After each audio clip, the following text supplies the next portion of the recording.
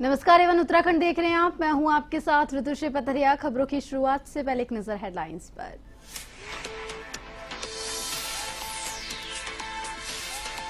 Kunwar Pranav Singh champion और MLA Umesh के बीच सियासी गैंगवार मामला। विधानसभा अध्यक्ष ने मामले पर दी प्रतिक्रिया, बोली घटना निंदनीय।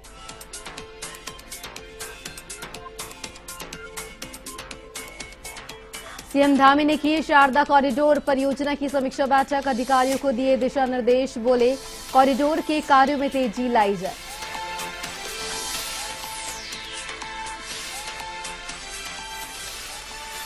अड़तीसवें राष्ट्रीय खेल नेशनल गेम्स में सर्विसेज का दबदबा। मेडल टैली में 17 गोल्ड के साथ शीर्ष पर सर्विसेज, दूसरे पर कर्नाटक।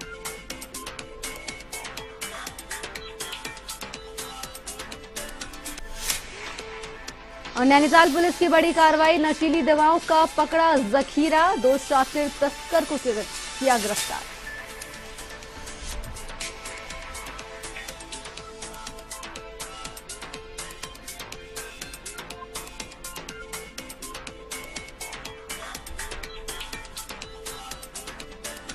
बुलेटिन में खबरें विस्तार से। हल्द्वानी में माघ में खिचड़ी भोज कराने की पुरानी परंपरा है।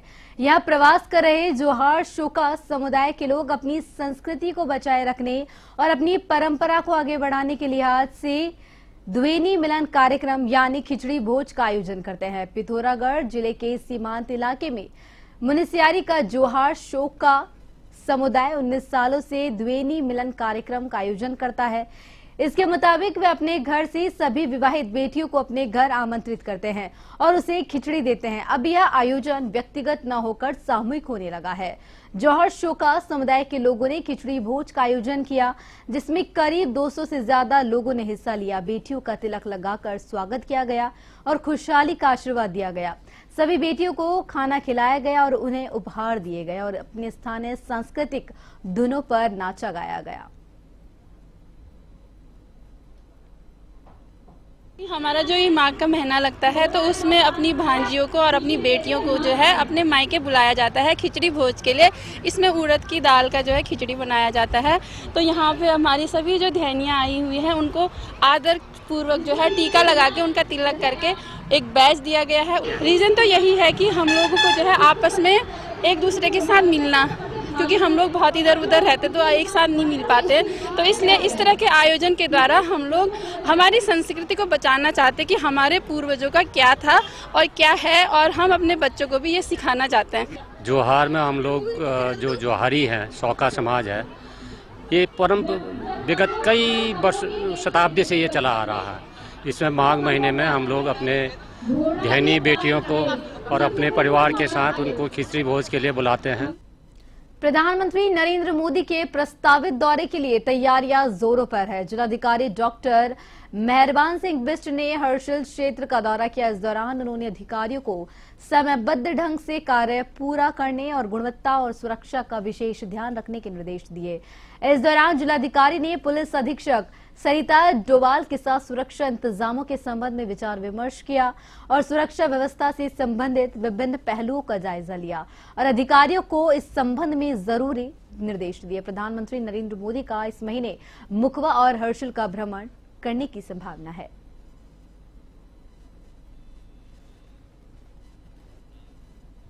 यातायात नियमों का पालन करने और आमजन को सड़क हादसों के प्रति जागरूक करने के लिए देहरादून में सड़क सुरक्षा महीना मनाया जा रहा है। इसके तहत पुलिस ने पुलिस लाइन में जागरूकता रैली निकाली। इस दौरान पुलिस मॉडर्न स्कूल के छात्र छात्राओं ने मौजूद रही। रैली को एसएसपी देहरादून ने हरी झंडी दिखाकर रवाना किया। इस मौके पर एसएसपी ने कहा कि हर साल लाखों की संख्या में सड़क हादसों में लोग अपनी जान गंवा बैठते हैं। इसी को लेकर लोगों में जागरूकता पैदा करने के लिए अभियान चलाया जा रहा है।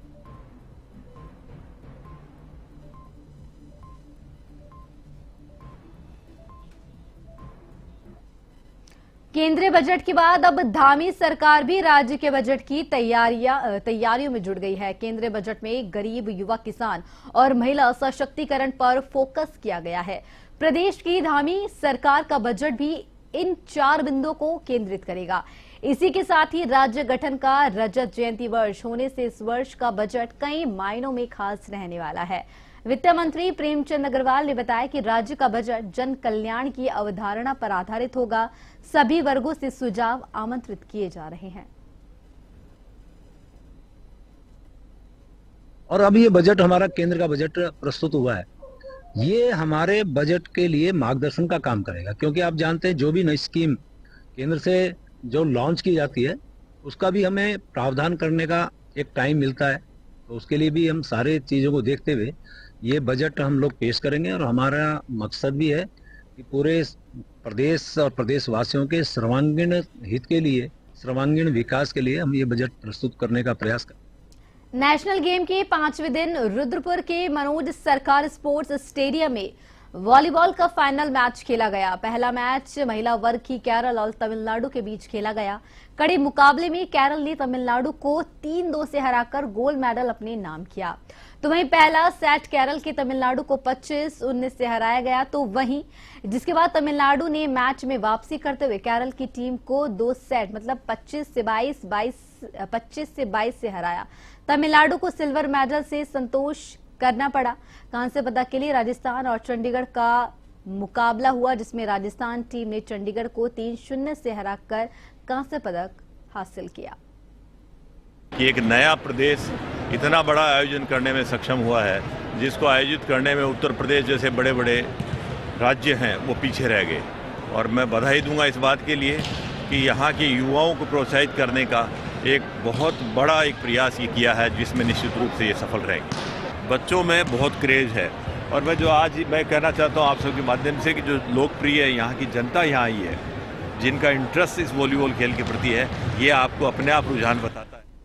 देहरादून नगर निगम ने 2024 में बनाए गए जन्म और मृत्यु प्रमाण पत्र के आंकड़े जारी किए हैं। मुख्य नगर स्वास्थ्य अधिकारी डॉक्टर अविनाश खन्ना ने बताया कि बीते वर्ष देहरादून नगर निगम की तरफ से लगभग 20,500 जन्म प्रमाण पत्र बनाए गए हैं, जिनमें से 3 ट्रांसजेंडर के जन्म प्रमाण पत्र भी शामिल है। उन्होंने कहा कि बीते वर्ष लगभग 16,000 लोगों की मृत्यु हुई है। लगभग 20,500 के आसपास हमारी लाइव बर्थ जो है वो रिकॉर्ड हुई है, जिसमें से 3 जो है हमारे ट्रांसजेंडर्स की भी बर्थ हैं। और साथ ही साथ टोटल जो है जो डेथ्स हमारी जो रिकॉर्ड हुई हैं वो लगभग 16,800 जो है डेथ्स रिकॉर्ड हुई हैं, जिसमें 2 ट्रांसजेंडर्स की भी डेथ। 26 जनवरी गणतंत्र दिवस वाले दिन उत्तराखंड में गणतंत्र का नजारा देखने को मिला। इस दिन हरिद्वार जिले को 2 माननीयों ने कुछ ऐसा विवाद हो गया कि हरिद्वार जिले की खानपुर सीट से पूर्व विधायक रहे प्रणब चैंपियन ने खानपुर के वर्तमान विधायक उमेश कुमार के कैंप कार्यालय पर खुलेआम फायरिंग की। इस दौरान प्रणब चैंपियन के समर्थकों ने उमेश कुमार के समर्थकों के साथ मारपीट भी की, जिसके बाद मामले में उमेश कुमार की एंट्री हुई। गुस्साए उमेश कुमार का खुलेआम पिस्तौल लहराने वाला वीडियो सामने आया, जहां दोनों माननीयों का विवाद बढ़ता चला गया। इसको उत्तराखंड विधानसभा अध्यक्ष ने दुर्भाग्यपूर्ण बताया है। अध्यक्ष ने कहा कि देवभूमि में इस तरह की भाषा का प्रयोग करना गलत और निंदनीय है। उत्तराखंड में देवभूमि से इस तरह की भाषा का प्रयोग, इस तरह के व्यवहार का प्रयोग की मैं घोर निंदा करती हूँ। और मुझे बहुत दुख है कि जो हमारे विधायक हैं, जो कि जनता जिन्हें जिताती है, पदों पर बैठाती है, वो इस तरह का व्यवहार कर रहे हैं। संयम रखने की आवश्यकता है, तरीके से बात रखने की आवश्यकता है। जनता के बीच में जाकर इस तरह से पथराव करना, गोलीबारी करना, अपशब्द इस्तेमाल करना बहुत। नैनीताल पुलिस ने नशे के खिलाफ बड़ी कार्रवाई करते हुए 2 तस्करों को गिरफ्तार किया है। बताया जा रहा है कि उत्तर प्रदेश के मुरादाबाद से हल्द्वानी नशे की खेप लाई जा रही थी। पुलिस की इस कार्रवाई में होलसेल विक्रेता से 6,540 कैप्सूल और नशीली गोली इंजेक्शन बरामद किए गए हैं।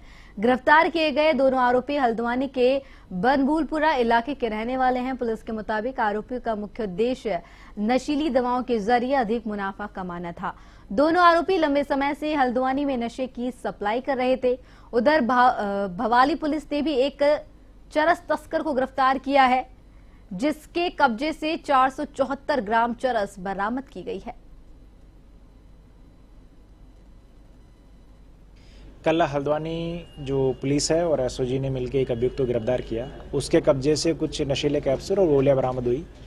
उससे पूछताछ करने पर उसने बताया कि बनपुलवा क्षेत्र में एक मेडिकल है, वहाँ से ये चीज़ें खरीद के लाया।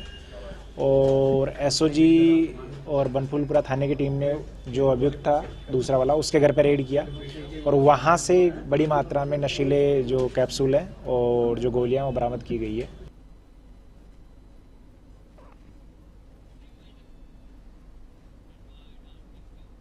तो खबरों में फिलहाल के लिए इतना ही। मुझे दीजिए इजाजत। नमस्कार।